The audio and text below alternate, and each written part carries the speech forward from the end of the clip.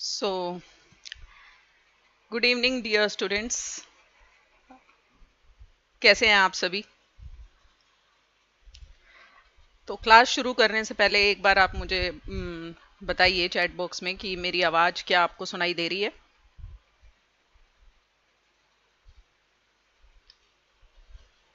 आपको क्या आवाज़ क्लियरली सुनाई दे रही है मेरी?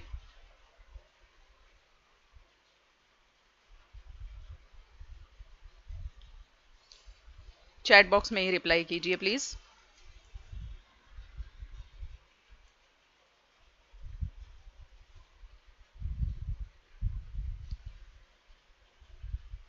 तो नाइन्थ क्लास का साइंस का फिजिक्स पार्ट इसी चैप्टर से स्टार्ट होता है। चैप्टर इज मोशन, मतलब गति, है ना? तो 2-3 मिनट और वेट करते हैं, कुछ और बच्चे जुड़ जाएंगे। इतने में आप सभी अपने डिवाइसेस को चेक कर लीजिए। आपको वीडियो सही से दिखाई दे रही है, आपको ऑडियो सुनाई दे रही है।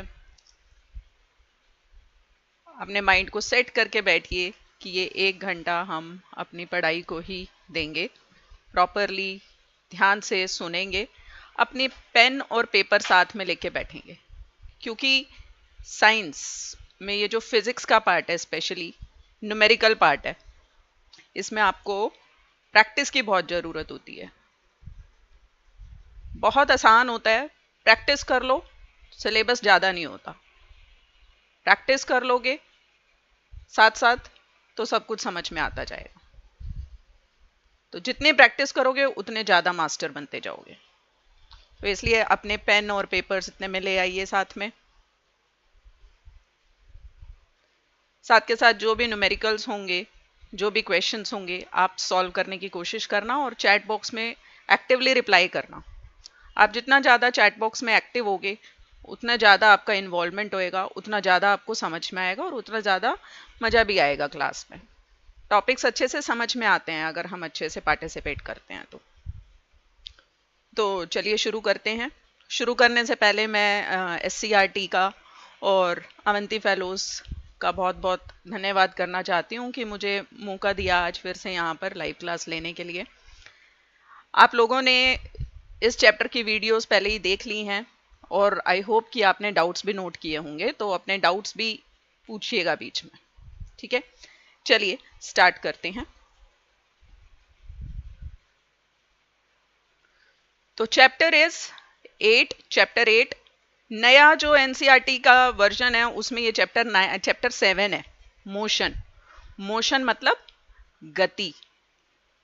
गर्मी की छुट्टियां शुरू हो गई हैं तो आजकल आप पूरे प्लेग्राउंड वाले, खेल वाले मोड में हो गए। प्लेग्राउंड में देखो, ये बच्चा है जैसे स्केटबोर्ड पर मूव कर रहा है, गति कर रहा है ना? ये साइकिल चला रहा है ना?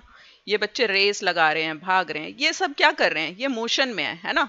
हम कब कहते हैं कि कोई चीज मोशन में है, कोई चीज गति में है? हम कब कहते हैं कि कोई चीज गति कर रही है? देखो, यहाँ पर ये स्केट बोर्ड पे बच्चा अभी यहाँ पर है, थोड़ी देर बाद यहाँ पहुंच जाएगा, थोड़ी देर बाद और आगे पहुंच जाएगा, तो इसकी पोजीशन चेंज होगी। जब हम साइकिलिंग करते हैं तो साइकिलिंग करते हुए भी क्या होता है कि हमारी पोजीशन, अभी हम यहाँ पे है, थोड़ी देर बाद यहाँ पहुंच जाएंगे, थोड़ी देर बाद यहाँ पहुंच जाएंगे, इस तरीके से हमारी पोजीशन चेंज होती जाएगी टाइम के साथ। भाग रहे हैं तो अभी यहाँ पर हैं, थोड़ी देर बाद यहाँ होंगे, थोड़ी देर बाद यहाँ होंगे। तो कब हम कहते हैं कि कोई चीज गति में है, कब हम कहते हैं कि कोई चीज मोशन में है? जब उसकी पोजीशन टाइम के साथ चेंज होती है ना? अब छुट्टियां हैं, खेल कूद कर रहे होगे तो थोड़ा सा आराम भी कर रहे होगे, है ना? ऐसे बेड पे आराम से सुबह लेट उठना, जब भी टाइम मिले सो जाना। तो यहाँ पर देखो, आप रेस्ट पे हो, है ना? ये सोफे पे ही सो गए टीवी देखते देखते, ये भी रेस्ट पे हो। खेल खाल के बॉल को साइड में रख दिया, बॉल भी हो गई अपना रेस्ट पे, है ना? तो ये रेस्ट है। रेस्ट का मतलब विश्राम, आप विश्राम की स्थिति में पहुंच गए।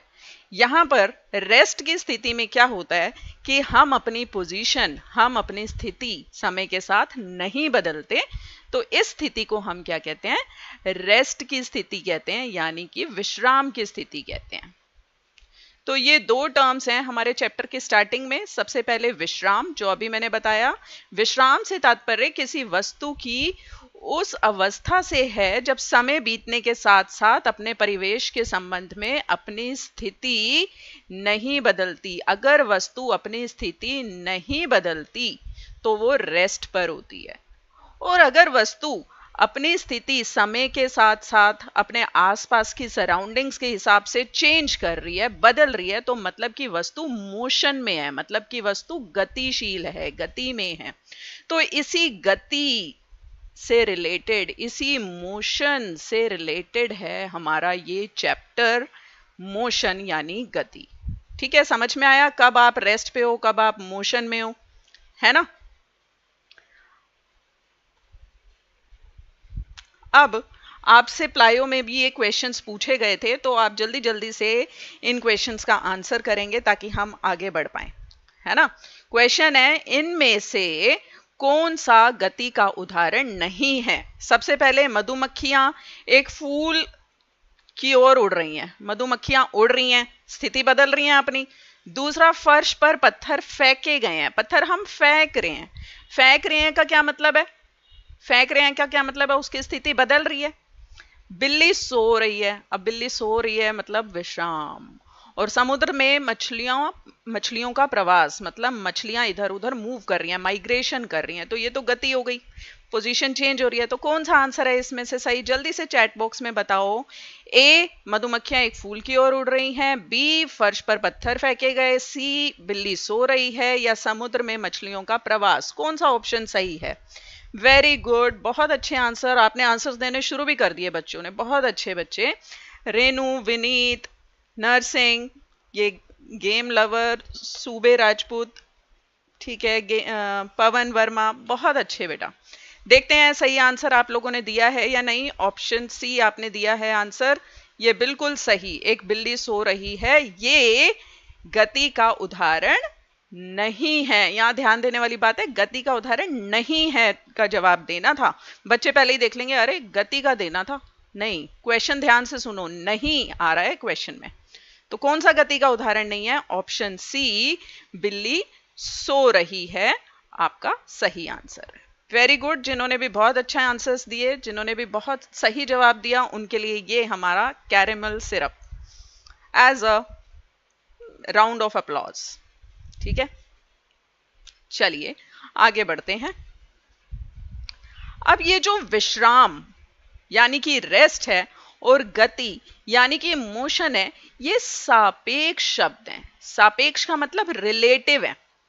क्या आप कभी किसी गाड़ी में, या फिर देखो ये मेट्रो है ना, मेट्रो में ये लोग साथ में बैठे हुए हैं इधर, और ये बाहर स्टेशन पे बैठा है बच्चा, ठीक है, इस बच्चे के हिसाब से ये जो ट्रेन में लोग हैं ये गति में है ना, लेकिन इस महिला के हिसाब से ये गति में नहीं है, क्योंकि इसकी स्थिति, इस पर्सन की स्थिति इस महिला के हिसाब से परिवर्तित नहीं हो रही है ना।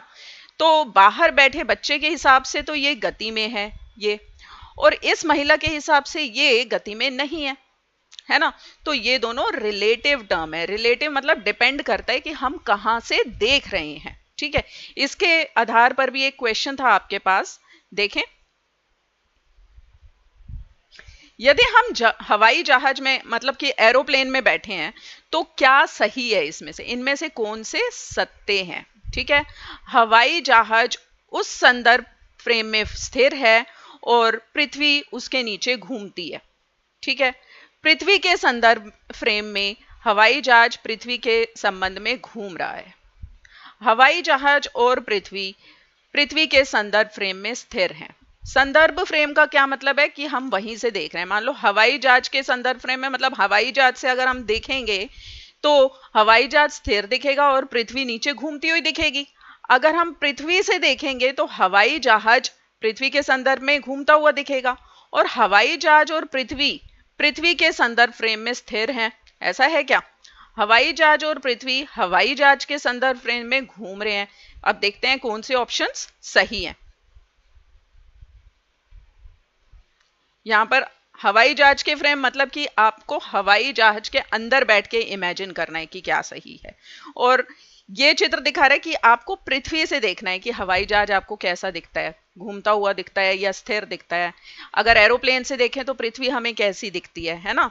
तो ये इमेजिन करके हमें बताना है कि हमारा क्या ऑप्शन होगा। ठीक है, तो देखो अगर हम हवाई जहाज में बैठे हैं तो पहला ऑप्शन हवाई जहाज के फ्रेम में, अगर हम हवाई जहाज से सोचेंगे तो हवाई जहाज हमें फिक्स लगेगा क्योंकि हम उसके अंदर बैठे हुए हैं और पृथ्वी हमें नीचे घूमती हुई दिखाई देगी।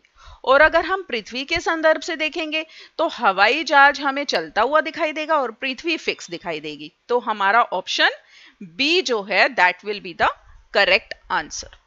ठीक है, इस क्वेश्चन का आंसर मैंने आप बच्चों से पूछा नहीं था, मुझे लग रहा था कि थोड़ा कॉम्प्लेक्स है, पर फिर भी बच्चों ने आंसर दिया है, ट्राई किया है, गलत भी आंसर दिया है, सही भी दिया है। ठीक है, बहुत अच्छा ट्राई किया आपने उसके लिए। तो इस टाइप के क्वेश्चंस में इसका मतलब वस्तु के संदर्भ फ्रेम पर डिपेंड करता है कि वस्तु स्थिर दिखेगी, मतलब वस्तु रेस्ट में दिखेगी या मोशन में दिखेगी। ये डिपेंड करता है फ्रेम पे कि हम कहां से देख रहे हैं। जब हम हवाई जहाज से देखते हैं तो हवाई जहाज फिक्स दिखता है और धरती घूमती हुई दिखती है। जब हम पृथ्वी से देखते हैं तो पृथ्वी स्थिर दिखती है, हवाई जहाज घूमता हुआ दिखता है ना। तो मतलब कि मोशन और रेस्ट, मतलब कि गति और स्थिर अवस्था जो है वो किसके उदाहरण है, क्या है, सापेक्ष है, रिलेटिव टर्म्स है। अब जो जिन बच्चों ने ट्राई किया था उन सब के लिए ये कैंडी। ओके, चलो नेक्स्ट। अब जब हम गति की बात करते हैं तो हमारे पास कुछ टर्म्स आती हैं इस चैप्टर में। ठीक है, सबसे पहले हमारे पास आता है डिस्टेंस एंड डिस्प्लेसमेंट। जैसे ये चित्र है, इसमें आपको ये कार दिख रही है। ठीक है, ये कार अभी 0 पर है, ये ओरिजिन ले लेते हैं हम कि यहां से हमने मोशन स्टार्ट किया। मान लो वस्तु जो कार है थोड़े से टाइम में इस क्यू पे पहुंच गई, तो इसने कितनी दूरी तय की, ये टोटल रास्ता जो इसने कवर किया ये इसकी दूरी हो जाएगी। मतलब 0 से लेके 240 तक मीटर में है, तो 240 मीटर इसने दूरी तय की। ठीक है, अब मान लो ये वस्तु ओ से, इसको एक बार दोबारा से देखते हैं। मान लो वस्तु ओ से क्यू तक गई और फिर क्यू से पी तक गई। अब इसकी कुल दूरी कितनी इसने तय की, ओ से शुरू हुई और पी तक गई, पी तक मतलब 360 मीटर। तो इसने कितनी दूरी तय की, 360 मीटर दूरी तय की। कुल कितना रास्ता इसने तय किया, कुल कितनी दूरी तय की, वो होता है डिस्टेंस यानी कि दूरी। और विस्थापन होता है जो हमारी आरंभिक बिंदु होता है और जो अंतिम बिंदु होता है उनके बीच की न्यूनतम दूरी। ये आपने अपनी वीडियोस में देखा है ना। तो O और P के बीच की न्यूनतम दूरी भी 360 ही है, तो इसका विस्थापन भी 360 मीटर है। ठीक है, अब मान लो ये जो कार है O से P तक गई और P से Q तक गई, तो कुल कितनी दूरी तय की इसने, ये गई O से P और फिर P से Q, तो ये इसने कुल दूरी तय की O से P और P से Q। लेकिन विस्थापन क्या होगा, विस्थापन होगा इसकी शुरुआत के बिंदु मतलब आरंभिक बिंदु और अंतिम बिंदु मतलब एंड का पॉइंट, इनके बीच का डिस्टेंस OQ, ये विस्थापन होगा, है ना। तो यहां से आप दे सकते हो कि विस्थापन दूरी के बराबर भी हो सकता है, दूरी से कम भी हो सकता है, लेकिन विस्थापन दूरी से ज्यादा कभी नहीं हो सकता। ठीक है, तो ये पहला टर्मिनोलॉजी था इस चैप्टर का, ये आपको बहुत अच्छे से क्लियर होना चाहिए। तो यहां पर ये डिफरेंसेस हैं दूरी यानी डिस्टेंस और विस्थापन यानी डिस्प्लेसमेंट में, जो मैंने आपको बताया कि वस्तु द्वारा तय की गई पथ की कुल लंबाई जो है ये होती है डिस्टेंस, और प्रारंभिक और अंतिम मतलब स्टार्टिंग का जो पॉइंट था और जो एंड का पॉइंट था उसके बीच की जो मिनिमम डिस्टेंस है, न्यूनतम सबसे कम दूरी है, वो विस्थापन होती है। दोनों को ही हम मीटर में नापते हैं, तो दोनों का SI मात्रक मीटर हो गया। अब दूरी कभी भी ऋणात्मक नेगेटिव नहीं हो सकती, हमेशा पॉजिटिव ही होगी। वस्तु चल रही है तो दूरी तय करेगी, कुछ ना कुछ नेगेटिव में तो जाएगा नहीं। लेकिन विस्थापन ऋणात्मक यानी कि नेगेटिव हो सकता है। ठीक है, कैसे हो सकता है? मान लो हमारी पिछली स्लाइड में ये कार थी, यहां से पीछे की तरफ चली गई, लेफ्ट साइड पे चली गई, तो हम कहेंगे कि इसका जो विस्थापन है वो माइनस में 120 मीटर है, तो ऋणात्मक हो गई ना। लेकिन दूरी जो है वो ऋणात्मक नहीं हो सकती, दूरी इसकी प्लस 120 ही मानी जाएगी। ठीक है, क्लियर? तो ये था आपका दूरी और विस्थापन। अब हम इससे रिलेटेड कुछ क्वेश्चंस डिस्कस करेंगे।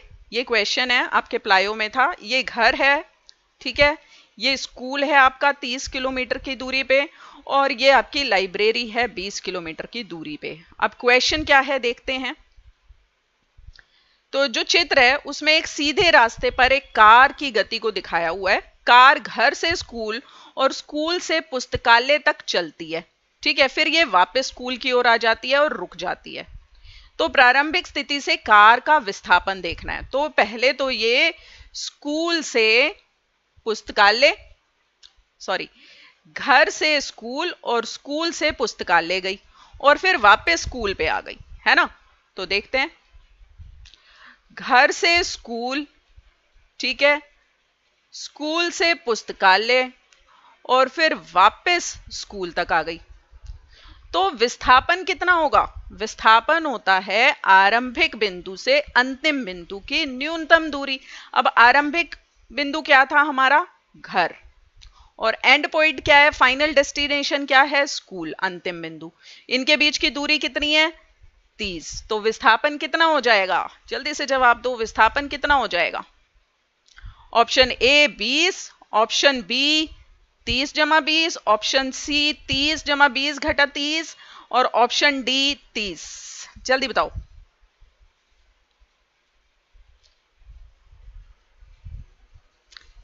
तीस किलोमीटर, ठीक है, तो डी ऑप्शन बता रहे हैं। चलो देखते हैं क्या आंसर है।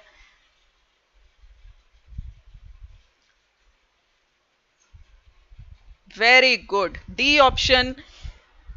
जिसने भी डी ऑप्शन आंसर दिया है 30 किलोमीटर। देखो बेटा 70 किलोमीटर तो हो ही नहीं सकता। आप इसकी इमेज देखो फिर से, हमने कहा था विस्थापन बताना है क्वेश्चन में, है ना। क्वेश्चन देखो, क्वेश्चन में बताना है विस्थापन क्या है, और विस्थापन क्या होता है? विस्थापन क्या होता है? प्रारंभिक बिंदु और अंतिम बिंदु, एंड में स्कूल ही तो आया ना, वो वापस पहले घर से स्कूल गया था, फिर स्कूल से लाइब्रेरी गया था, और लाइब्रेरी से फिर वापस स्कूल आया था ना। तो स्टार्टिंग पॉइंट घर हो गया, एंड पॉइंट स्कूल हो गया, इनके बीच का मिनिमम डिस्टेंस कितना है? 30 है। तो option D will be the correct answer. ठीक है बेटा, ध्यान से इधर ध्यान दो। विस्थापन होता है न्यूनतम दूरी, सीधा विस्थापन देखना है। आप शुरू का पॉइंट देखो कहां से शुरू हुआ था, एंड का पॉइंट देखो, और कुछ मत देखो कैसे गया कहां गया, बस फाइनल पॉइंट देखो, शुरू का पॉइंट देखो, एंड का पॉइंट देखो, उनके बीच की दूरी ले लो, वो आपका विस्थापन हो जाएगा। तो इस तरीके से आपको विस्थापन कैलकुलेट करना है। ठीक है, आई होप समझ में आया होगा आपको।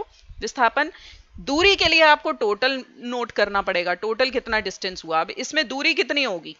पहले घर से स्कूल गया, है ना, 30, फिर स्कूल से पुस्तकालय गया, वो 20, और फिर पुस्तकालय से वापस स्कूल आया, फिर से 20। ये हो जाएगी दूरी, ये दूरी होएगी।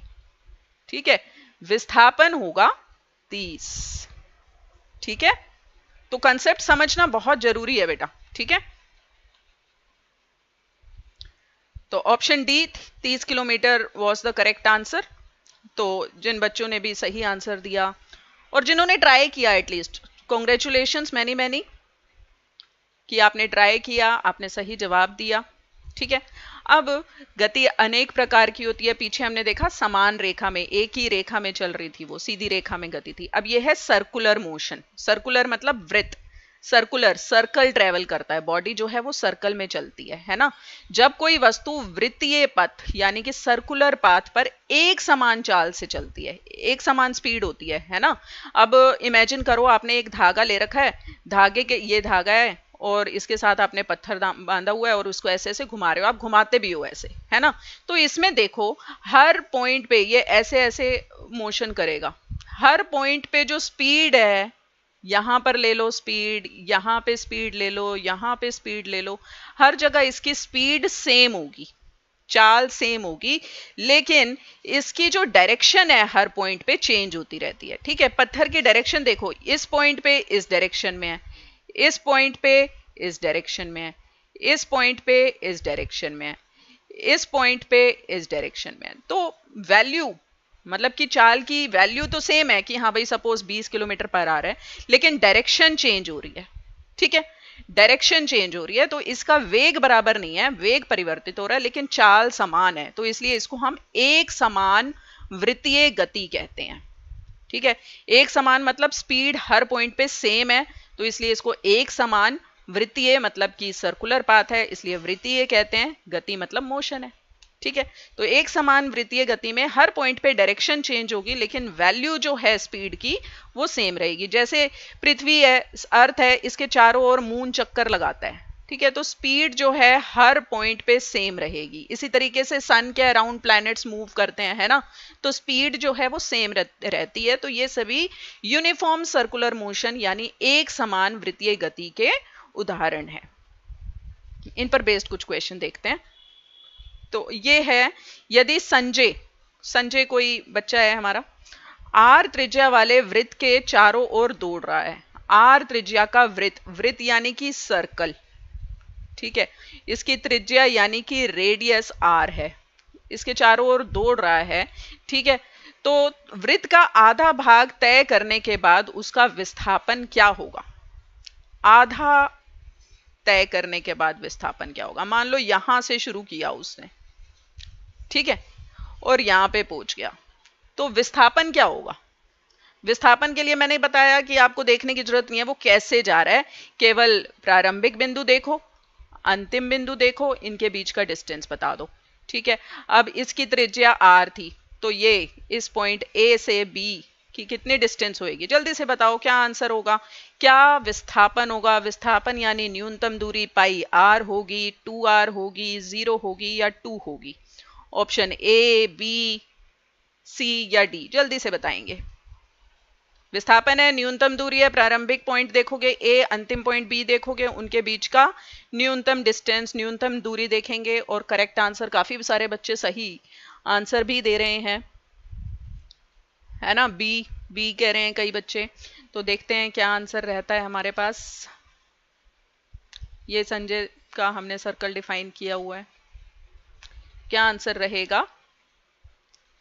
Option B will be the correct answer, क्योंकि मैंने बताया कि अगर ये वृत्त था, इस पॉइंट ए से इस पॉइंट बी की न्यूनतम दूरी इसके डायमीटर के बराबर होगी, यानी कि 2r के बराबर, तो answer will be B, 2r। Okay, तो बहुत अच्छा जवाब दिया। नेक्स्ट क्वेश्चन भी इसी टाइप का है, इसलिए हम जल्दी से मूव कर गए। इस तस्वीर में ये शिव है हमारे पास, ठीक है, ये एक वस्तु को एक समान गोलाकार गति में घुमाते हुए दिख रहा है। देखो धागे से बांध रखा है किसी चीज को और उसको गोलाकार एक समान वृत्तीय गति, जो हमने यूनिफॉर्म सर्कुलर मोशन डिस्कस किया, वो कर रहा है। ठीक है, इसमें आपके पास ए, बी और सी तीन अलग अलग बिंदु दिखा रखे हैं। एक पूर्ण घुमाव के बाद, पूर्ण घुमाव मतलब पूरा घूमने के बाद, एक राउंड पूरा लेने के बाद कुल विस्थापन क्या होगा? मान लो ए से शुरू हुआ, पूरा राउंड ले लिया, वापस ए पे आ गया, ठीक है, तो कुल विस्थापन क्या होगा? अब देखो इसमें आरंभिक बिंदु है ए, आरंभिक बिंदु ए है, ए से शुरू किया, और अंतिम बिंदु भी ए ही है, ए पे ही आके हमने पूर्ण घुमाव देखा ना। तो इसमें विस्थापन क्या होगा? अंतिम बिंदु और आरंभिक बिंदु सेम है, उनके बीच में कितनी होगी दूरी? तो जल्दी से बताओ। ऑप्शन मतलब हिंट पूरा दे दिया मैंने आपको, ए पाई आर होगी, बी 2 पाई आर होगी, सी 0 होगी, या डी हमने जानकारी पूरी नहीं दे रखी इसमें। जल्दी से बताएंगे बहुत अच्छे बच्चे। बी, सी, बी, मिक्स्ड आंसर्स हैं, अभी बच्चे अच्छे से समझ नहीं पा रहे हैं बेटा। बी वाले जो हैं, जो बी आंसर दे रहे हैं, देखो मैंने बताया आपको, आरंभिक बिंदु भी ए है, ए से ही शुरू किया, अंतिम बिंदु भी ए है, ए और ए के बीच में कितनी दूरी होगी? कितनी दूरी होगी ए और ए के बीच में? 0 ही तो होगी, तो क्या आंसर होना चाहिए आपका? इसमें आपका विस्थापन होना चाहिए सी, यानी कि 0। ठीक है, शुरू भी ए से हुआ और अंत भी ए पे हुआ, तो विस्थापन 0। ठीक है, तो यही इस टाइप के चैप्टर्स में यही बात है, बस समझने का कंसेप्ट आपको समझ में आ गया, फिर आप ध्यान से देखो क्वेश्चन को, समझ में आया है तो आप यकीनन सही आंसर दोगे, कुछ याद करने की जरूरत ही नहीं है, इसमें कंसेप्ट है, कंसेप्ट आपने ध्यान में रख लिया तो आप जवाब दे सकते हो। तो बड़े कंसंट्रेशन के साथ आप सुनेंगे क्या कंसेप्ट बताया गया है, क्वेश्चन बड़े ध्यान से देखेंगे और फिर आंसर देंगे। ठीक है, बहुत अच्छे, आगे बढ़ते हैं। ठीक है, बहुत अच्छे, जिन्होंने भी आंसर करेक्ट दिया मैनी मैनी कॉन्ग्रेचुलेशंस, मतलब कि आप ध्यान से सुन रहे हैं। इसके बाद अगला, अब ये थोड़ा सा असर्शन रीजनिंग वाला क्वेश्चन है। इन क्वेश्चन को देख के ना बच्चे पहले ही सोचते हैं कौन पढ़ेगा इसको, लेकिन बेटा इसको पढ़ना है ना, और ध्यान से जवाब देना है। आपको कंसेप्ट पता है, बस पढ़ के जवाब देना है, तो फ्री के नंबर क्यों हम वेस्ट करें। क्या है हमारा अभिकथन, मतलब असर्शन, किसी पिंड का विस्थापन शून्य हो सकता है जबकि इसके द्वारा तय की गई दूरी शून्य नहीं हो सकती। विस्थापन 0 हो सकता है और दूरी शून्य नहीं हो सकती। ठीक है, दूसरा इसका कारण बताया हुआ है कि विस्थापन प्रारंभिक और अंतिम स्थिति के बीच की सबसे लंबी दूरी होती है। क्या ये सही कह रहा है, सबसे लंबी दूरी होती है ये? तो अब इनमें से देखो क्या ऑप्शन आप सही मानते हो। ए, कि ए और आर दोनों सही हैं और आर ने ए को सही से एक्सप्लेन किया है। ठीक है, बी, ए और आर दोनों सही हैं लेकिन आर ए की सही व्याख्या नहीं कर रहा है। सी, ए सही है लेकिन आर गलत है। डी, ए गलत है लेकिन आर सही है। अब आप बताओ इसमें से कौन सा ऑप्शन सही है। मैंने वैसे बता दिया आपको बातों बातों में। बहुत अच्छे बच्चे, प्रिंस, ममता, नरसिंह, योगेश, कौशल, ममता, बहुत बढ़िया बच्चे, बिल्कुल सही आंसर दे रहे हैं आप। हमने वैसे बता ही दिया ए सही है और आर सबसे लंबी थोड़ी होती है दूरी, विस्थापन क्या होता है, न्यूनतम दूरी होती है, यही तो हम अभी बात कर रहे थे, है ना। तो न्यूनतम दूरी थी, तो इसलिए आपका ऑप्शन सी, ए सही है और आर गलत है। ये लॉन्गेस्ट डिस्टेंस, लंबी दूरी नहीं होता, शॉर्टेस्ट डिस्टेंस होता है, सबसे न्यूनतम दूरी होता है। ठीक है, और ए तो ठीक ही था, असर्शन तो ठीक ही था। ठीक है, बढ़े आगे, समझ में आया? ओके, आगे बढ़ते हैं। ये इतना मुश्किल असर्शन रीजन वाला क्वेश्चन भी आपने अच्छे से आंसर किया, इसलिए मैं आपके लिए डेयरी मिल्क की चॉकलेट लाई हूं। ठीक है, तो एंजॉय करो इसको और आगे बढ़ते हैं। चलो, अब अगले गति, जो हमने अभी एक समान वृत्तीय गति तो पढ़ ली थी, अब एक समान गति और असमान गति के बारे में चर्चा करते हैं। नाम से ही पता लग रहा है एक समान में एक समान होएगा, है ना, समान समय में समान डिस्टेंस ट्रेवल करेंगे। देखो, पहले 1 सेकंड में 1 मीटर डिस्टेंस ट्रेवल किया, दूसरे 1 सेकंड 1 से 2 में भी 1 मीटर कवर किया, 2 से 3 में भी 1 मीटर ही कवर किया, 3 से 4 में भी 1 ही मीटर कवर किया, है ना। तो बराबर समय में बराबर दूरी तय कर रही है ये वस्तु, तो ये कार, है ना। तो ये यूनिफॉर्म मोशन यानी कि एक समान गति में चल रही है। और असमान गति, मान लो कि आप गाड़ी लेके घर से घूमने के लिए निकले, ठीक है, पहले 50 किलोमीटर तो स्मूथ आ गया, उसके बाद यहाँ पे इतना ट्रैफिक था कि आपकी गाड़ी जो है वो केवल 10 किलोमीटर पर आवर की स्पीड से चल रही थी, यहाँ 50 से चल रही थी, है ना।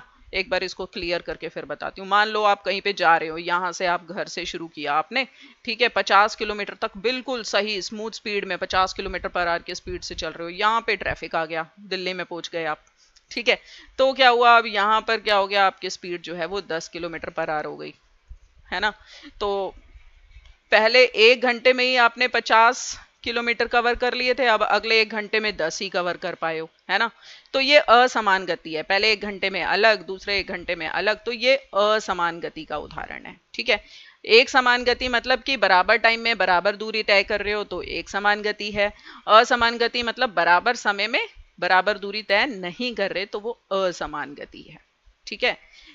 तो अब इसमें अंतर देख सकते हैं, जब कोई वस्तु समान समय अंतराल, समान टाइम, सेम टाइम में मतलब समान दूरी तय करती है। कई बार ये हिंदी वाली टर्मिनोलॉजी ऐसा लगता है कि भाई मुश्किल है ये शब्द समय अंतराल, लेकिन ये क्या है, टाइम, ठीक है, सिंपल भाषा में सेम टाइम में same distance, equal distance in equal time. ठीक है, और जब वस्तु समान समय अंतराल में असमान दूरी मतलब unequal distance in equal time, equal time में इक्वल डिस्टेंस कवर किया तो एक समान गति, इक्वल टाइम में अनइक्वल कवर किया तो असमान गति। ठीक है, तो इस तरीके से ये असमान गति और एक समान गति है, नाम से ही पता लग रहा है वैसे तो। ठीक है, इसके बाद हमारी अगली टर्म आती है, और ये अगली टर्म क्या है, ये है चाल और वेग। जैसे पहले दूरी और विस्थापन था ना, वैसे ये है चाल और वेग। ठीक है, इकाई समय अंतराल में तय की गई कुल दूरी, मतलब कि यूनिट टाइम में कितना डिस्टेंस ट्रेवल किया, स्पीड होता है डिस्टेंस अपॉन टाइम, दूरी बटा समय। कितनी दूरी तय की बटे में कितने समय में तय की, वो कहलाती है आपकी स्पीड यानी चाल। ठीक है, और कितना विस्थापन बटे में समय, ये होता है वेग। ठीक है, दूरी बटा समय चाल होता है, और विस्थापन बटा समय जो है ये वेग होता है। तो दूरी भी मीटर और टाइम सेकंड में, तो इसका मात्रक हो जाता है मीटर प्रति सेकंड। ऐसे ही यहाँ पे विस्थापन भी हम मीटर में नापते हैं और टाइम सेकंड में, तो इसका मात्रक भी हो गया मीटर पर सेकंड। अब ये जो दूरी है कभी भी जीरो नहीं हो सकती भाई, कोई वस्तु चल रही है तो कुछ तो दूरी तय करेगी ही, तो उसका चाल कभी भी जीरो नहीं हो सकती, ये कभी भी शून्य नहीं हो सकती। ठीक है, लेकिन जो वेग है वो शून्य हो सकता है। ठीक है, वेग क्यों शून्य हो सकता है, ये लास्ट का दिखाई नहीं दे रहा था इसलिए छोटा किया इसको। वेग शून्य हो सकता है क्योंकि वस्तु का विस्थापन शून्य हो सकता है, तो वेग भी शून्य हो सकता है, और विस्थापन नेगेटिव भी हो सकता है, तो वेग भी ऋणात्मक यानी कि नेगेटिव हो सकता है ना। तो ये है चाल और वेग में डिफरेंस। न्यूमेरिकल्स आ जाते हैं चाल निकालने के लिए, वेग निकालने के लिए, तो आपको ये फॉर्मूला ध्यान रखना है, विस्थापन बटा समय और ये दूरी बटा समय। ठीक है, तो देखते हैं आगे। ये है आपके पास, किसी गतिशील वस्तु में वेग और चाल के संबंध में कौन सा कथन सही है। अभी अभी हमने पढ़ा है और थोड़ा सा क्विक ले रहे हैं क्योंकि आप ये बहुत अच्छे से पिछले वीक में पढ़ चुके हो तीनों वीडियो के माध्यम से, है ना। तो किसी गतिशील वस्तु का वेग सदैव उसकी चाल से अधिक होता है, जरूरी तो नहीं है वेग चाल से ज्यादा होगा, जरूरी तो नहीं है। हमने चाल बताया था दूरी बटा में समय, समय को टी से दिखा रही हूं, और वेग बताया था विस्थापन। थोड़ी राइटिंग बेटा ऐसी हो सकती है तो समझना। ठीक है, विस्थापन बटा में समय। ठीक है, वेग सदैव चाल से अधिक हो, अब विस्थापन ही ज्यादा नहीं हो सकता दूरी से, तो वेग कैसे ज्यादा होगा, ये तो बिल्कुल गलत है। किसी गतिशील वस्तु की चाल हमेशा उसके वेग से अधिक होगी, वस्तु की चाल हमेशा अधिक होगी, जरूरी नहीं है, कभी कभी विस्थापन दूरी के बराबर भी हो जाता है। तीसरा, किसी गतिशील वस्तु की चाल एक निश्चित दिशा में उसका वेग है ना, एक पर्टिकुलर डायरेक्शन में वस्तु चल रही है, उसका चाल है इस डायरेक्शन में, ऐसे ही वेग हो जाएगा। ठीक है, किसी गतिशील वस्तु का वेग एक निश्चित दिशा में उसकी चाल है ना, एक पर्टिकुलर डायरेक्शन में जो स्पीड होती है उसी को हम वेलोसिटी कहते हैं। ठीक है, तो अब मैंने समरी दे दी है, अब आप बताएंगे अपने कंसेप्ट के आधार पे कि कौन सा इसमें ऑप्शन सही है। ऑप्शन ए कि किसी गतिशील वस्तु का वेग हमेशा चाल से ज्यादा होता है, 2 कि चाल हमेशा वेग से ज्यादा होता है, 3 कि चाल एक निश्चित दिशा में वेग है, या फिर 4th वेग एक निश्चित दिशा में चाल है। चलिए बताएंगे, तो चलिए आंसर देखते हैं। बहुत बढ़िया, हाँ, क्या आंसर रहेगा, डी, किसी गतिशील वस्तु का वेग एक निश्चित दिशा में उसकी चाल है। अब ये छूट गया था, ये देखा है आपने कहीं पे कभी, गाड़ी में होते हैं हम, या एक्टिवा भी चलाते होगे आप, है ना, साइकिल में तो नहीं, कार में, एक्टिवा में, बाइक में, उसमें इस टाइप का आगे लगा हुआ होता है, क्या होता है ये होता है स्पीडोमीटर। स्पीडोमीटर नाम से पता लग रहा है कि स्पीड बताता है। ठीक है, कि इस टाइम कितनी स्पीड चल रही है चीज की। ठीक है, तो आप देख सकते हो कार में, एक्टिवा पे, बाइक पे आप जाओ, ठीक है, तो आगे लगा होता है, इससे पता लगता है कि हाँ यहाँ पे कितनी स्पीड हमने ट्रेवल की है, कितनी स्पीड से हमारी गाड़ी चल रही है या कुछ भी चल रहा है ना। तो ये स्पीडोमीटर होता है। ठीक, तो इससे स्पीड यानी कि चाल जिसकी हम बात कर रहे हैं कि कितनी दूरी बटा में कितना समय, दूरी बटे में समय, इसका आइडिया मिलता है कि हम कितनी स्पीड से चल रहे हैं, हम तेज चल रहे हैं या हम धीरे चल रहे हैं, है ना। चाल है, अगर हम कहें कि भाई हमारी स्पीड है अभी 20, तो ठीक है भाई धीरे धीरे चल रहे हैं। 100 पे तो हम कह देते हैं बेटा स्पीड नीचे कर लो, बहुत ज़्यादा स्पीड है, एक्सीडेंट हो जाएगा, है ना। तो चाल बताते हैं कि कितनी फास्ट है हम या कितनी स्लो है, तो ये इस स्पीडोमीटर से पता लगता है। ठीक है, ओके आगे बढ़ते हैं। बहुत बढ़िया। अब एक क्वेश्चन आया है सिंपल सा, बहुत ही सिंपल है। क्वेश्चन देख के घबराना नहीं होता कि अरे ये तो न्यूमेरिकल आ गया, मैथ्स आ गया। देखो तो सही पहले, एक कार 2 घंटे में 60 किलोमीटर की दूरी तय कर रही है ना, और कार की चाल बतानी है हमने। 2 घंटे में 60 किलोमीटर तय कर रही है, तो कार की चाल किलोमीटर प्रति घंटा में बतानी है। ठीक है, ऑप्शंस हैं 60 kilometre per hour, 30 kilometre per hour, 20 kilometre per hour या 10 किलोमीटर पर आवर। ठीक है, अभी आपको मैंने फॉर्मूला बताया था, वो फॉर्मूला आप यूज करोगे। ठीक है, दूरी बटा समय, दूरी कितनी दे रखी है, कितनी दे रखी है दूरी, यहां पे लिखा है ना 60, तो 60 किलोमीटर, और समय टाइम कितना दे रखा है, यहां लिखा हुआ है 2 घंटे, 2 आवर्स। तो चाल का क्या फॉर्मूला बताया था, चाल का क्या फॉर्मूला था, दूरी बटा समय, मतलब 60 बटा 2, 60 बटा 2 मतलब कि 30। तो आपका आंसर क्या आ जाएगा, वेरी गुड वेरी गुड, बहुत अच्छे बच्चे, मैंने तो सॉल्व किया इतने में तुम्हारे आंसर्स आ गए, बहुत बढ़िया। तो हमारा आंसर देख लेते हैं, yes very good, 30 kilometre per hour, 30 kilometre प्रति घंटा, किलोमीटर पर आवर में देना था, तो 60/2 करेंगे और आपके पास 30 किलोमीटर पर आवर आपका आंसर आ जाएगा। ठीक है, वेरी गुड। तो इस तरीके से डिस्टेंस निकाला था। अब यहां पे आपने वेग निकालना है। ठीक है, अब ध्यान देना, वेग है विस्थापन बटा समय, तो विस्थापन निकालना पड़ेगा आपको। एक साइकिल चालक ए से चलना शुरू करता है, यहां ए से इसने चलना शुरू किया यहां से, ठीक है, और घर बी से होते हुए, पहले ए से बी गया, से होते हुए पेड़ सी पर 30 सेकंड में पहुंचता है, यहां सी तक पहुंच गया। ठीक है, पहले यहां गया, फिर यहां से यहां गया। आपको वेग निकालना है। वेग कैसे निकालेंगे, वेग, वेग होता है विस्थापन। ठीक है, विस्थापन बटा समय।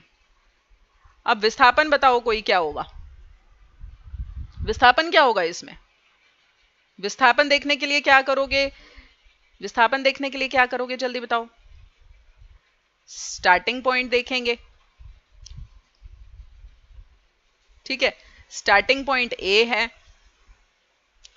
एंड पॉइंट पेड़ है सी, तो ये डिस्टेंस कितना हो गया इसका, 6 हो गया। बाकी कुछ भी किया हो इसने, लेकिन विस्थापन तो 6 है, और टाइम कितना लगा है, 30 सेकेंड है।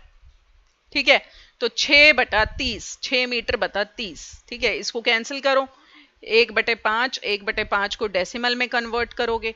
ठीक है, आपके पास आंसर आ जाएगा। तो देखें क्या आंसर है, यस डी ऑप्शन। तो समझ में आया, जब वेग निकालना है तो विस्थापन बटा टाइम कर दो, जब चाल निकालनी है तो दूरी बटा टाइम कर दो। दूरी के लिए पूरी देखनी पड़ेगी, विस्थापन के लिए शुरू का पॉइंट देखो, एंड का पॉइंट देखो, उनके बीच का डिस्टेंस अपॉन में टाइम। ठीक है, ठीक है बेटा, ध्यान से देखो, ए नहीं है, option D is the right answer, 0.5, 0.2 sorry. ठीक है, चलिए आगे बढ़ते हैं। ठीक है, न्यूमेरिकल पार्ट थोड़ा सा मुश्किल लगता है, पर जितनी प्रैक्टिस करोगे बेटा उतना ही ज्यादा आप मास्टर होते जाओगे। Practice makes a person perfect, practice makes a man perfect. ठीक है, अगला क्वेश्चन फिर से आपके पास एसर्शन और रीजन का है, तो देख के घबराना नहीं है।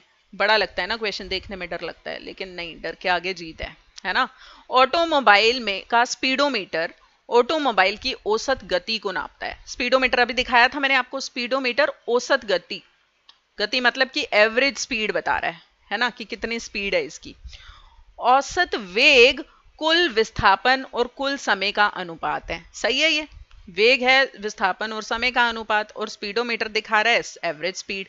ठीक है, तो अब ए और आर दोनों सत्य हैं, और क्या आर सही से एक्सप्लेन कर रहा है ए को, ये आपने देखना है। बी ऑप्शन, ए और ओ दोनों सही हैं लेकिन आर ए की सही व्याख्या नहीं कर रहा। सी ऑप्शन क्या है कि ए, एक मिनट, सी ऑप्शन क्या है कि ए सही है लेकिन आर गलत है। डी ऑप्शन क्या है कि दोनों ही गलत है। तो आप बताएंगे क्या आंसर है।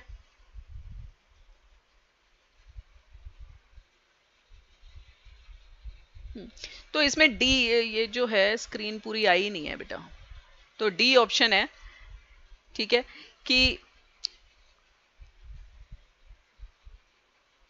सही व्याख्या नहीं कर रहा है वो।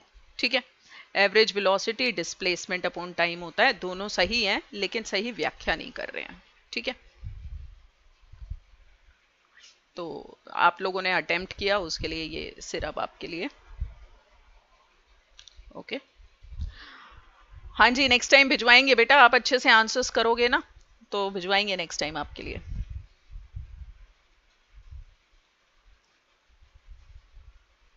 वैसे मेरे हिसाब से इसका बी ऑप्शन था कि ए और ये दोनों ही सही हैं। स्पीडोमीटर एवरेज स्पीड दिखा रहा है और average velocity displacement upon time होता है, मतलब हैं तो दोनों सही लेकिन आर ए की सही व्याख्या नहीं कर रहा, तो मेरे हिसाब से बी ठीक है इसका आंसर। ठीक है, डी ऑप्शन दिख ही नहीं रहा तो हम इसकी चर्चा कर नहीं सकते। नेक्स्ट टाइम इसके बारे में देखते हैं, बताएंगे आपको। चलिए, अगली टर्म हमारे पास आती है त्वरण, यानी कि एक्सेलरेशन, है ना, गाड़ी चलाते हैं तो एक्सेलरेटर दबा दो, ठीक है, स्पीड एकदम से बढ़ जाती है। तो वेग में समय के साथ परिवर्तन की दर, मतलब चेंज इन वेलोसिटी, वेग में परिवर्तन बटा समय, ये एक्सेलरेशन है। अब वेग की यूनिट है मीटर पर सेकेंड, और अपॉन में सेकेंड तो है ही, तो इसका मतलब क्या हो जाएगा, मीटर पर सेकेंड स्क्वायर, है ना। यहाँ देखो ये कार है, पहले थी 30 मीटर पर सेकेंड स्पीड, 10 सेकंड के बाद इसकी स्पीड हो गई 35 मीटर पर सेकंड, एक्सेलरेटर पे पैर ज्यादा दबा दिया, है ना, तो स्पीड बढ़ गई। तो चेंज इन वेलोसिटी, कितना वेलोसिटी चेंज हुआ, 35, एक मिनट, कितनी वेलोसिटी चेंज हुई इसकी, पहले कितनी थी, 30 थी, चेंज कितना आया, 35 माइनस 30, है ना, शुरू में थी 30 और बाद में हो गई 35, तो कितना चेंज आया, 35 माइनस 30 अपॉन में कितने टाइम में, 10 सेकंड में, क्योंकि दे रखा है देखो आफ्टर 10 सेकंड्स, है ना, तो ये 5/10 मतलब 0.5 मीटर प्रति सेकंड स्क्वायर। ठीक है, यहां पे लिखना चाहिए मुझे,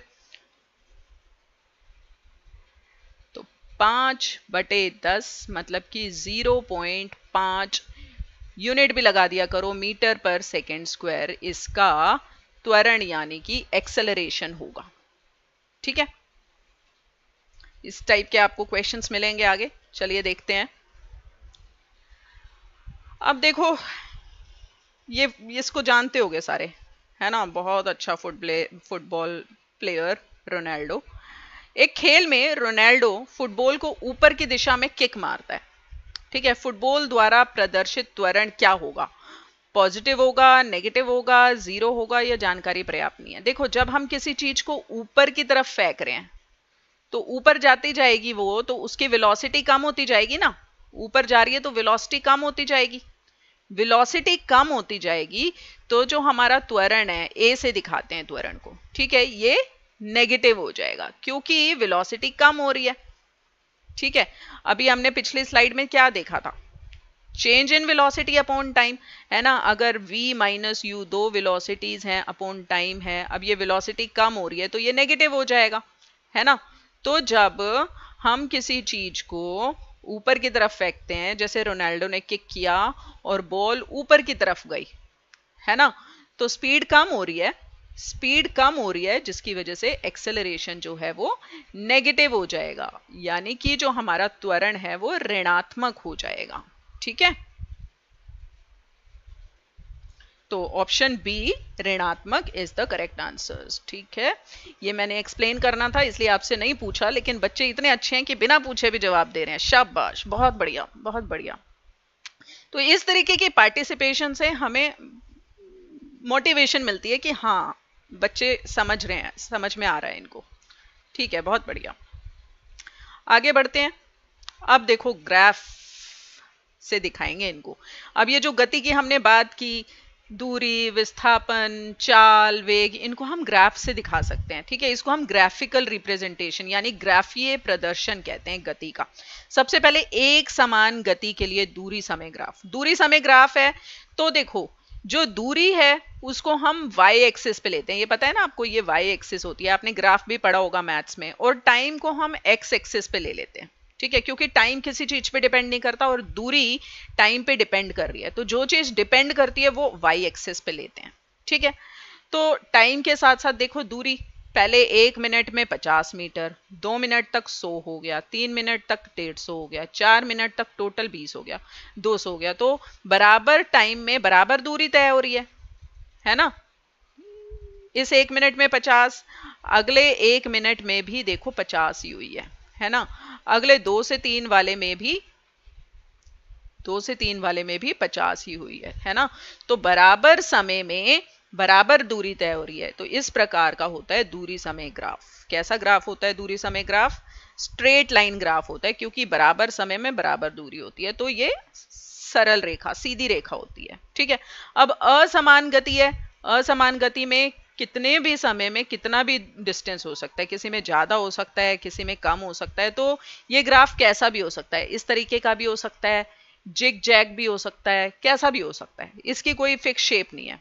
ठीक है, तो ये असमान गति का ग्राफ हो गया हमारे पास, और ये एक समान गति का दूरी समय ग्राफ हो गया। एक समान गति है, ठीक है, मतलब इसका चाल भी बराबर होएगी। एक समान गति में चाल एक जैसी होएगी ना, बराबर समय में बराबर दूरी है तो चाल एक समान रहेगी। ठीक है, तो डिस्टेंस टाइम दूरी समय ग्राफ ये स्ट्रेट लाइन होगा। ठीक है, आगे बढ़ते हैं।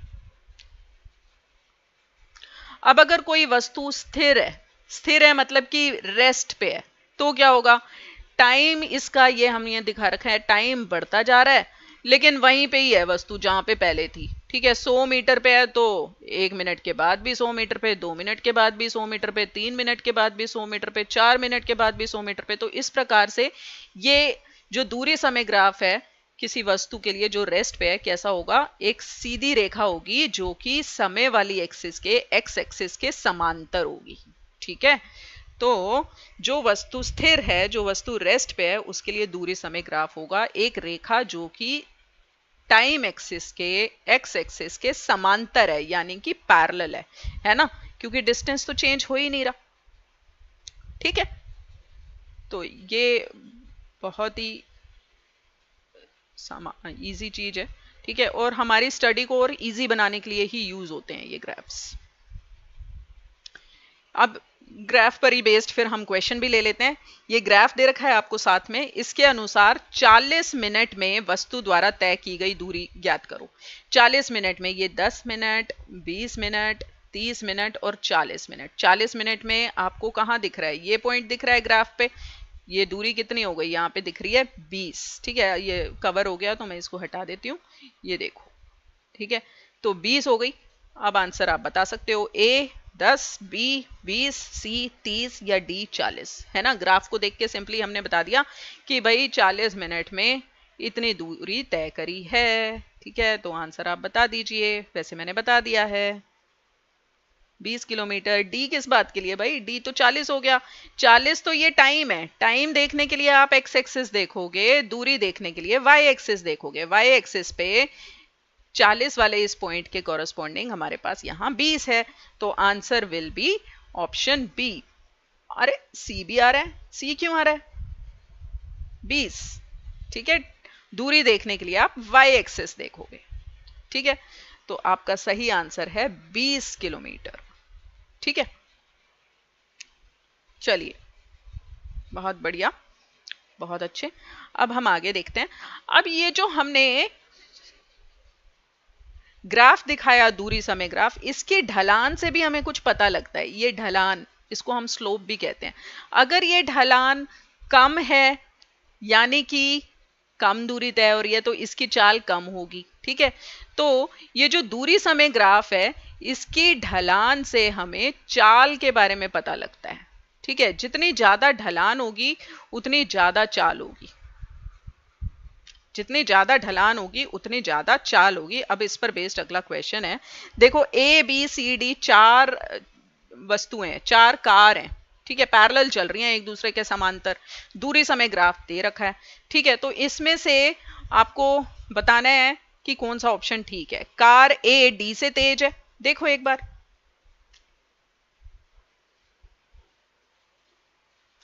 कार ए का स्लोप ये है और डी का स्लोप ये है, तो डी का ज्यादा है, डी की ढलान ज्यादा है, तो डी तेज हुई ना। तो कार ए, ये तो कह रहा है कार ए तेज है, नहीं। ठीक है, दूसरा कार बी सबसे धीमी है। अब कार बी का देखो, हाँ कार बी का सबसे कम आ रहा है स्लोप, तो ये सबसे धीमी है।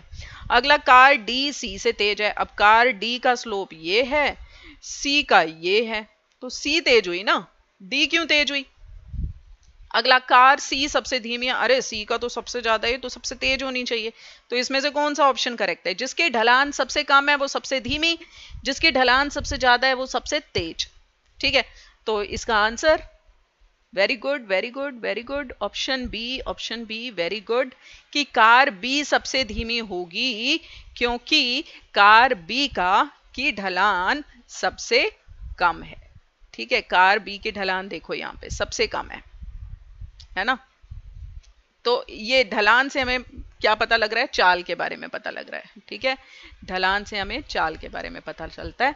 तो इसमें option B is the correct answer, कि कार बी सबसे धीमी है क्योंकि इसकी ढलान, इसकी स्लोप सबसे कम है। ठीक है, तो वेरी गुड, आगे बढ़ते हैं।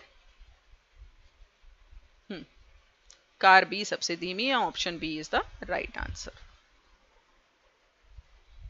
अगला भी ग्राफ वाला क्वेश्चन है, देखो प्रैक्टिस करानी है पूरी आपने बेटा। इसके बाद भी छुट्टियां हैं, अब तो एनसीईआरटी के सारे क्वेश्चंस और जो भी क्वेश्चंस आपको मिले ग्राफ से रिलेटेड या इस चैप्टर से रिलेटेड आपको प्रैक्टिस करनी है। जितने प्रैक्टिस करोगे उतने अच्छे से समझ में आ जाएगा। देखो याद करने के लिए तो कुछ है ही नहीं इसमें, 2-3 फॉर्मूला है, बस उनको उनके बेसिस पे प्रैक्टिस करते रहो, आपके पास मास्टरी आ जाएगी, है ना। अब ये ग्राफ दे रखा है, इसमें 10 सेकंड में एक निश्चित दूरी तय करने वाली वस्तु की चाल क्या होगी। 10 सेकंड में, है ना, 10 सेकंड का पॉइंट ये है ना। इसमें कितना डिस्टेंस ट्रेवल हुआ है ये देख सकते हो आप इसके कॉरस्पॉन्डिंग, है ना। तो ये तो डिस्टेंस हो गया, आपने निकालना क्या है, चाल क्या होगी। तो चाल के लिए दूरी कितनी हो गई, 25 बटे समय कितना हो गया, 10, है ना। तो दूरी बटा समय 25 बटा 10 मीटर पर सेकेंड आना चाहिए, है ना, दूरी बटा समय। अब ग्राफ से देखो, उसने कुछ नहीं दिया कि कितनी दूरी करी थी, कितना समय था, बस उसने ग्राफ दे दिया। आपने ग्राफ से देखा कि अच्छा 10 सेकंड में पूछ रहा है, 10 सेकंड में कितनी दूरी तय की इसने, 10 सेकंड देखा हमने, उसके कॉरस्पॉन्डिंग ये पॉइंट देखा और उसके लिए हमने ये दूरी देखी और दूरी बटा समय कर दिया। आपके पास 25 बटा 10 है, आप इसको 2.5 भी लिख सकते हो, 2.5 और पीछे यूनिट भी लगा दिया करो, मीटर पर सेकेंड। ठीक है, तो option a very good, option A will be the correct answer. ठीक है, इसके बाद वो हमने दूरी समय ग्राफ दिखाया था, अब ये है वेग समय ग्राफ, वेलोसिटी टाइम ग्राफ। वेग और समय में जो ग्राफ आएगा वो वेग समय ग्राफ होता है। अब टाइम तो डिपेंडेंट होता ही नहीं है किसी पे भी, अपने आप चलता रहता है। तो एक्स एक्सिस पे, वाई एक्सिस पे हमारे पास वेलोसिटी यानी कि वेग, वाई एक्सिस पे वेग रखते हैं। ठीक है, अब एक समान त्वरण है, मतलब कि जो वेग है एक समान तरीके से बढ़ रहा है। ठीक है, तो एक समान गति की तरह ही है। तो इसकी जो ढाल है, दूरी समय ग्राफ की ढाल हमें वेग देता था या चाल देता था, और वेग समय ग्राफ का जो ढाल है वो हमें क्या देता है, वो हमें एक्सेलरेशन यानी कि त्वरण देता है। ठीक है, अगर असमान त्वरण है, मतलब वेलोसिटी कैसे भी बढ़ रही है, तो उसका ग्राफ कैसा भी हो सकता है, इस शेप का हो सकता है, इस शेप का हो सकता है, जिग जैग हो सकता है, तो कैसा भी, ये तो एक एग्जाम्पल दिया है। ठीक है, अगर एक समान त्वरण है, मतलब वेलोसिटी सेम चल रही है, है ना। वेलोसिटी सेम का मतलब वेलोसिटी सेम रेट पे बढ़ रही है ना। पहले 10 मिनट में 10 किलोमीटर पर आवर बढ़ गई, फिर अगले 10 मिनट में 10 किलोमीटर पर आवर और बढ़ गई, तो वो एक समान त्वरण वाला केस हो गया और इसमें जो ग्राफ है स्ट्रेट लाइन होगा। ठीक है, तो ये ग्राफ होगा आपके पास।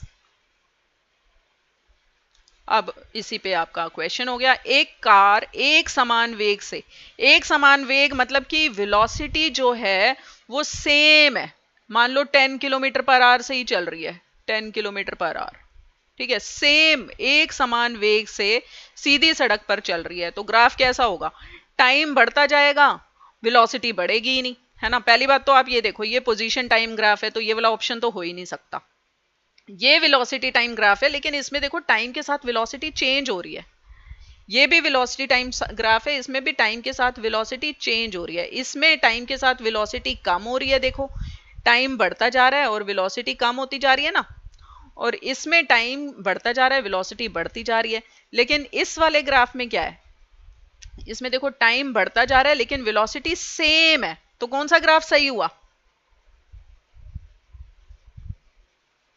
बेटा? फर्स्ट वाला तो पोजीशन टाइम है, देखो दूरी समय है, हमें तो आपको वेलोसिटी टाइम वाला बताना है। दूरी समय में तो ये रेस्ट वाला केस हो गया कि भाई पोजीशन चेंज ही नहीं हो रही, वेलोसिटी सेम है, वेग सेम है टाइम के साथ साथ।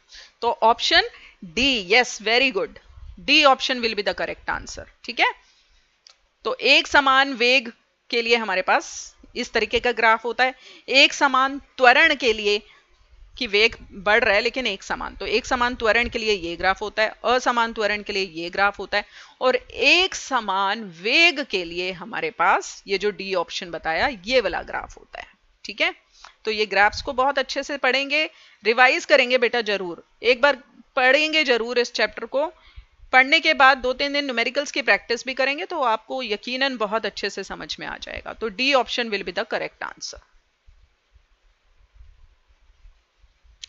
अगला भी क्वेश्चन इसी टाइप का है। अच्छा, इसमें मैंने एक चीज और आपको जो बतानी है, जैसे मैंने बताया कि ग्राफ का जो ये ढलान है ये क्या बताती है, वेलोसिटी टाइम, वेग समय ग्राफ की जो ढलान है वो हमें त्वरण बताती है, एक्सेलरेशन। ठीक है, पोजीशन टाइम वाला जो ग्राफ है उसकी ढलान हमें वेग बताती है, वेलोसिटी। लेकिन जो वेग समय ग्राफ का जो एरिया है, ठीक है, तो ये वेग है, ये पोजीशन है मतलब कि दूरी, और ये समय, तो इसके अंडर का अगर मैं एरिया निकालूं, ठीक है, वेलोसिटी टाइम ग्राफ का, इसका नहीं,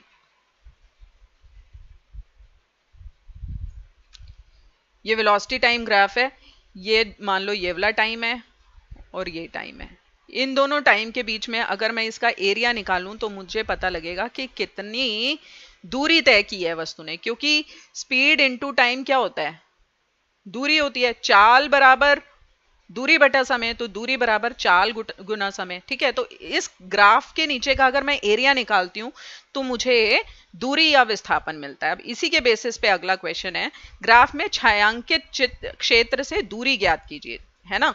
तो ये टाइम है फर्स्ट 10, ये टाइम है सेकंड बी वाला 20, इसके अंडर ये जो एरिया है, ठीक है, ये हमें क्या देगा, कितनी दूरी है, क्योंकि ये वेग है और ये टाइम है। ठीक है, हमने बताया था कि वेग मतलब कि होता है आपके पास दूरी, चाल होती है दूरी बटा समय, तो दूरी क्या हो जाएगी, चाल गुना समय, वेग गुना समय, है ना। तो वेग गुना समय मतलब एरिया।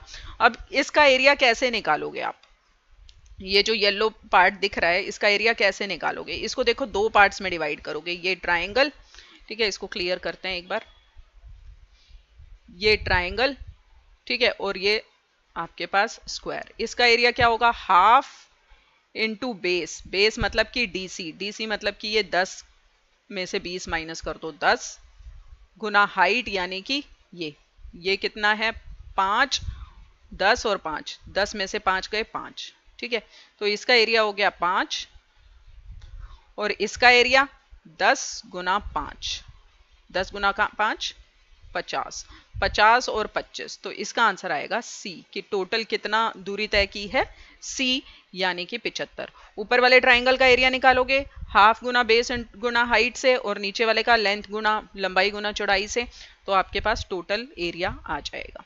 ठीक है, इसके बाद नेक्स्ट, तो 75 मीटर आंसर है। बेटा ये क्वेश्चंस थोड़ा सा फास्ट मैंने बताया, आप इसको प्रैक्टिस करेंगे और इस टाइप के और भी क्वेश्चंस की प्रैक्टिस करेंगे क्योंकि अब टाइम हमारे पास थोड़ा कम है। ठीक है, अब इसके बाद ये गति के समीकरण है, इक्वेशंस ऑफ मोशन है, बहुत इंपॉर्टेंट है, इनको आपने याद करना है। v is equal to u plus a t first equation है, वेग और समय के बीच का रिलेशन बताती है ये।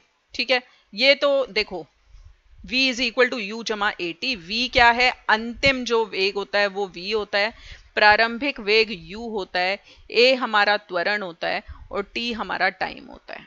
ठीक है, तो v आपका अंतिम वेग, अंतिम वेग, ठीक है, u आपका प्रारंभिक स्टार्टिंग वाला प्रारंभिक वेग, ठीक है, a आपको पता है त्वरण है, t आपको पता है टाइम है, और s क्या है, s स्थिति है यानी कि दूरी कितनी तय की है। ठीक है, ये सेकंड इक्वेशन है, s is equal to u t plus half a t square, और ये third equation v square is equal to u square plus 2s। ये तीनों इक्वेशंस आपको बिल्कुल माइंड में सेट करनी है क्योंकि न्यूमेरिकल सारे अगर आपको ये आती है ना तो आप कोई भी न्यूमेरिकल कर सकते हो। ठीक है, दिमाग में बिल्कुल सेट कर लेना इसको। आगे बढ़ते हैं, न्यूमेरिकल है इसके बेसिस पे। तो एक ट्रेन है, विश्राम से आरंभ करती है, विश्राम से आरंभ कर रही है यानी कि u कितना हो गया, 0। ठीक है, 5 मिनट, 5 मिनट मतलब टाइम कितना हो गया, 5 मिनट। 5 मिनट को आपको सेकंड में बदलना पड़ेगा। ठीक है, क्योंकि ऐसा ही मात्रक सेकंड होता है, 1 मिनट में 60 सेकंड, तो 5 मिनट में 5 गुना 60, 300 सेकंड। ठीक है, और v बराबर में 20 है ना, 20 मीटर पर सेकंड का वेग प्राप्त कर लेती है। ठीक है, तो क्वेश्चन पढ़ना है, जो जो दे रखा है लिखते जाओ। ठीक है, v u दे रखा है, t दे रखा है, v दे रखा है, तो त्वरण निकालना है। पहली वाली इक्वेशन यूज कर लो, v is equal to u plus a t, u plus a t. ठीक है, v की जगह आप 20 लिखोगे, u की जगह 0 लिखोगे, प्लस a पता नहीं है, t की जगह गुणों में 300 लिखोगे। ठीक है, तो यहां से a बराबर आ जाएगा 20/300, है ना, a 300 उधर जाके डिवाइड हो जाएगा, एक जीरो से एक जीरो काट देना और 2 से 30 को काट देना, आपका आंसर आ जाएगा 1/15 मीटर पर सेकेंड स्क्वायर। ठीक है, इस तरीके से इस इक्वेशन का यूज करके हमने ये प्रॉब्लम सॉल्व करी। ठीक है, इसी प्रकार से ये नेक्स्ट क्वेश्चन है, इसमें देखो आपको जहाज दे रखा है 56 किलोमीटर प्रति घंटा की स्पीड से चल रहा है, 1 सेकंड के बाद मतलब टाइम दे रखा है। ठीक है, u दे रखा है शुरू में, t दे रखा है आपको 1 सेकंड। ठीक है, ये 56 दे रखा है, ये 1 दे रखा है, और 58 किलोमीटर प्रति घंटा हो गई 1 सेकंड के बाद, तो v दे रखा है 58। ठीक है, तो इसका त्वरण ज्ञात करना है, a बताना है इसका हमने। ठीक है, तो कौन सी इक्वेशन यूज करोगे, a बताना है, v u और t दे रखा है, देखो बताओ इसमें से कौन सी इक्वेशन बताओगे, सी ऑप्शन। ठीक है, v is equal to u plus a t. ठीक है, तो आज हम यहीं तक करते हैं। इक्वेशंस ऑफ मोशन जो हमने बताई उनके बेसिस पे आप और भी क्वेश्चंस ट्राई करना, कोई भी डाउट्स आए तो हम नेक्स्ट टाइम डिस्कस करेंगे अगर हमें मौका मिलेगा तो। ठीक है, तो इसी के साथ keep practicing, keep learning, because practice makes a person perfect. ठीक है, थैंक यू सो मच। यहीं पे एंड करते हैं आज का सेशन हम। ठीक है, थैंक यू।